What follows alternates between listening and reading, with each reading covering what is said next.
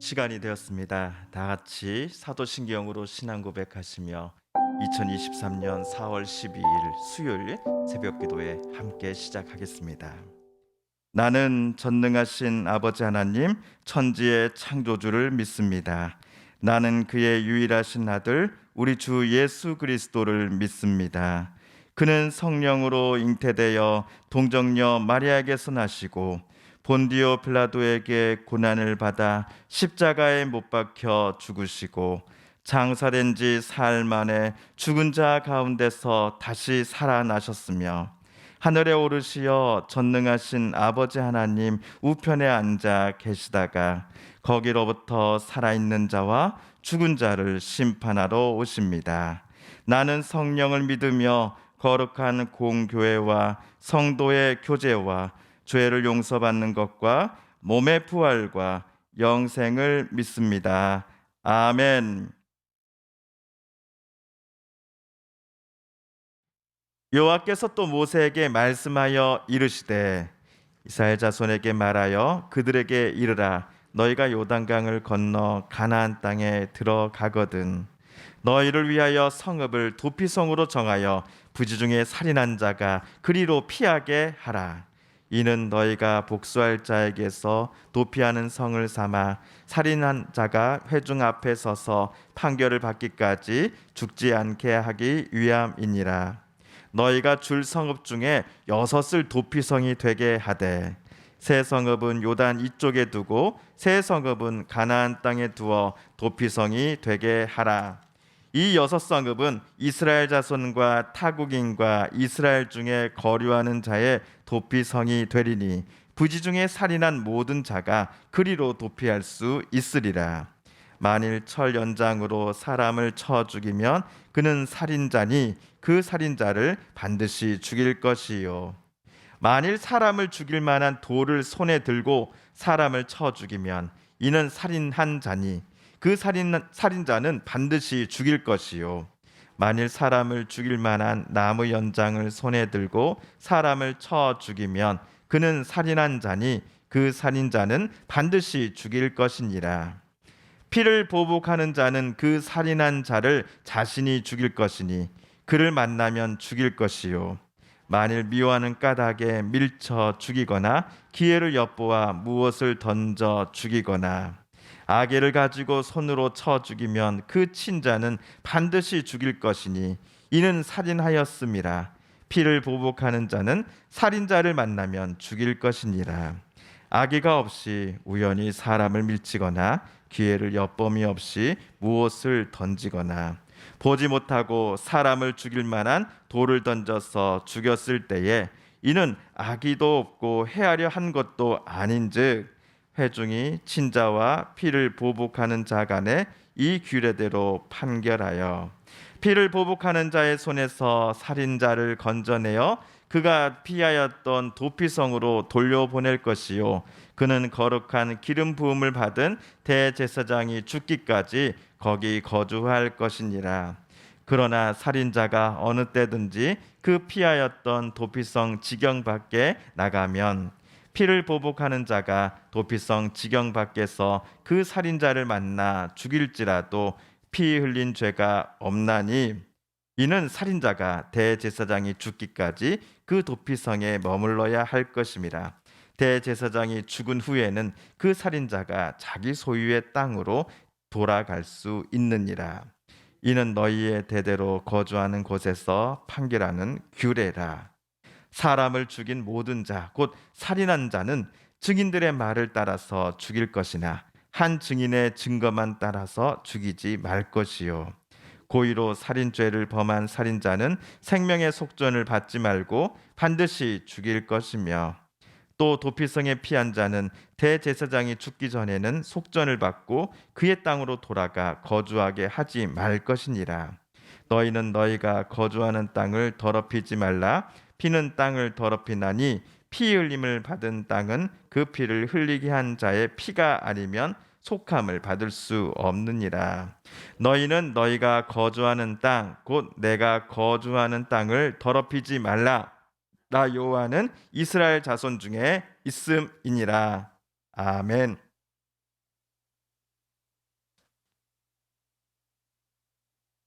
어제 우리가 민수기 35장 1에서 9절까지를 함께 읽었습니다.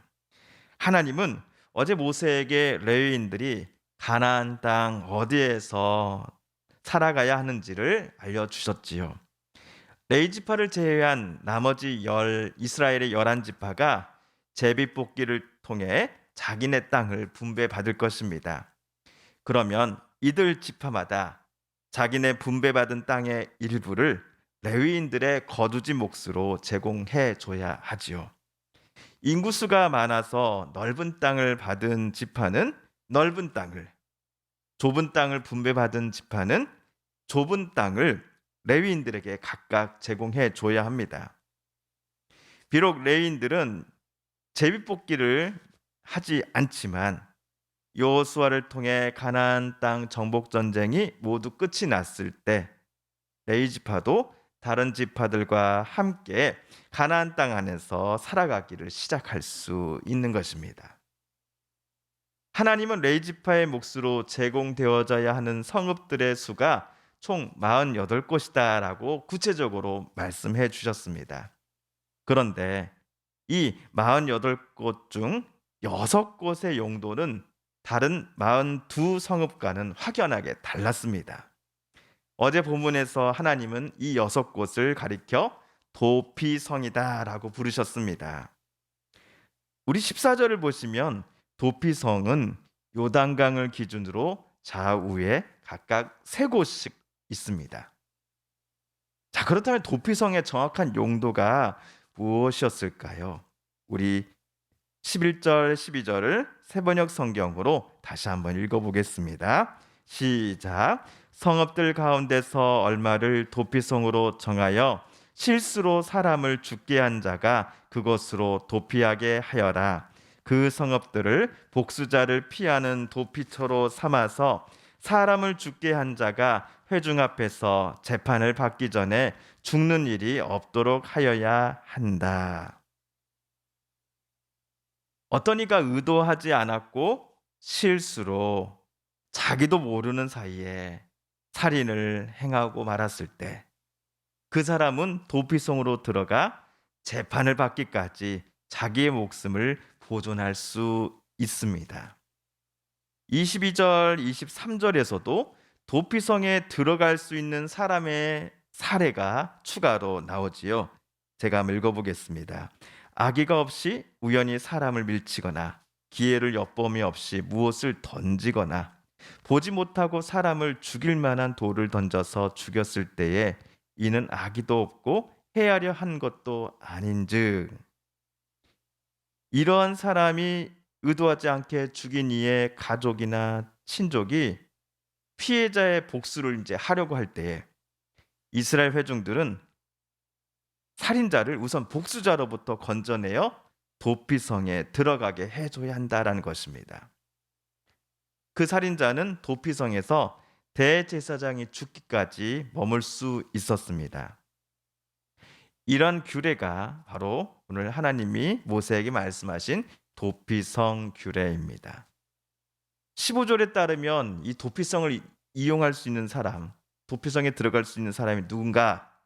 먼저 이스라엘 자손은 물론이고 이스라엘 본토에 정착한 외국인들, 그리고 여행객들도 여기 조건에 해당하는 살인을 저질렀을 경우 보복자를 피해 도피성에 들어가 머물 수 있다라는 설명이 오늘 말씀에 나와 있습니다.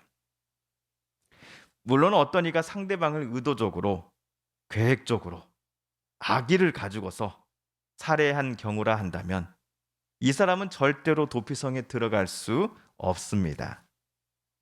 오늘 16에서 18절까지를 보시면 의도적인 살인을 저지른 이를 하나님은 반드시 죽여야 한다라고 말씀하십니다. 의도적인 살인을 저지른 이에게 보복할 수 있는 사람은 피해자의 친족뿐이다라는 내용도 있습니다. 또한 20절, 21절에서도 처음부터 남을 미워하는 마음이 있어서 누군가를 죽인 사람, 이런 살인자를 피해자의 친족이 반드시 죽일 수 있다라는 하나님의 말씀이 또 나오기도 하지요.